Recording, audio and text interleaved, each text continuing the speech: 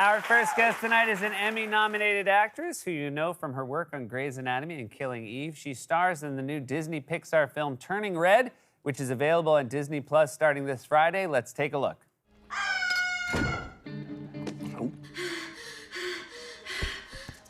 This isn't happening. This isn't happening.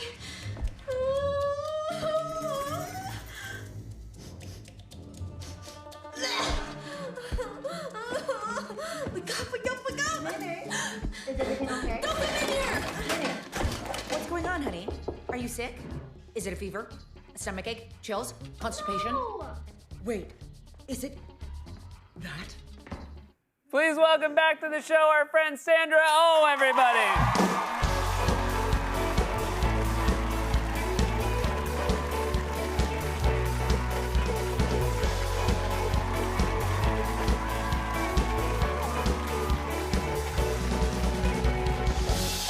Isn't it lovely? People! Because last time we spoke middle pandemic. And Mid-pandemic. you were at your sister's I house. was quarantining for 2 weeks. That's right, you were all alone. Yeah. I was all alone quarantining in North Vancouver at my sister's. Yep. And I think, like all of us, you were a little stir crazy, had cabin fever, and most of the interview was you running around with the laptop showing me your sister's house. Yes. How did she feel about that? She wasn't pleased. Yeah. She wasn't pleased, but it's a bit of reality. You know what I mean? Because it's like beside the you know those cat things? It's like a little, it's a carpet like, thing. Yes. Right? Is the ping pong table that's beside the piano in the living room. Yeah. So It yeah. was right. I should note it wasn't a case of you saying, "Let me show you the beautiful decor." It was more like you were like, "This place is crazy." So I think your sister has every right. I mean, here she is housing you through a quarantine, and yet there you are shaming her house on national television. No. It's actually more of just being that perfect little sister. Oh, interesting. Yeah. Oh, so you wanted to bust her on this? No, she's like a serious lawyer lady. Okay, gotcha. Right? So Yeah. you got to put a little bit of like, fun in it. And I think that I've always provided that for my family. That's very nice. Shamelessly. Shamelessly. Yeah. It must be fun to be making, I mean, obviously we talk about family. This is, Disney Pixar always makes family films, but this is one about a family. You play a mother who has very high hopes for a daughter who is going through, like every kid, like these changes of getting older. And it just seems like a wonderful film to have been a part of. It is. Our director, Domi, she won an Oscar for a short film, Bao. She describes it as magical puberty. Yeah. So when my child, right, so it's basically, Turning Red is centered on a 13-year-old Chinese-Canadian girl who's going through puberty and her relationship with her mom, which needs to change.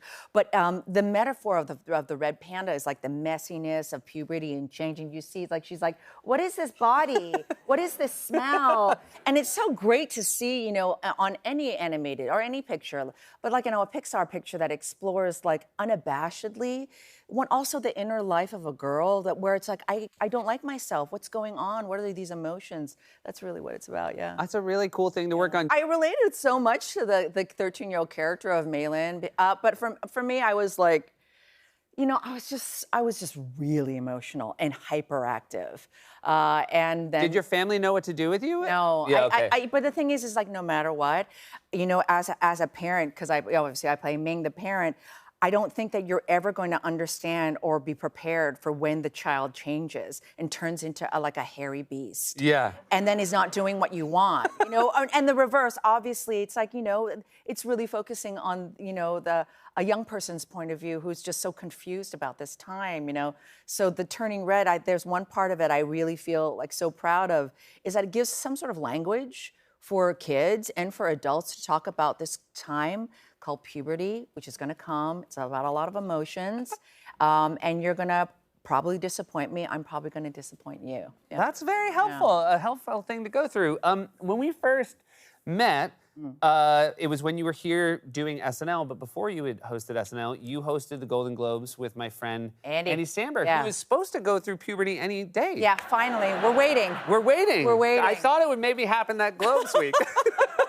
It was very stressful. Was it? But it was a thrilling combination at the time. Did you have fond memories of getting up there with him? Well, he has such great leadership, honestly. He really does, Yeah, yes. he has great leadership. And what I was so unfamiliar with is how you people work, how you SNL people work. It's crazy. It's just crazy and it's insane, but it's very, very thrilling. I thought it was really, really challenging. So, you know, the way that he brought so many of the writers that are here on yes, your well, a lot of show, our writers came right, out for that on week, which SNL. was Yeah. fantastic. They had a great time. And the way that you basically do, so basically, I'm the type of actor who really, really would prefer a script. Yep. And so it was something that was slid under the hotel door on the Saturday night before the Sunday Globes.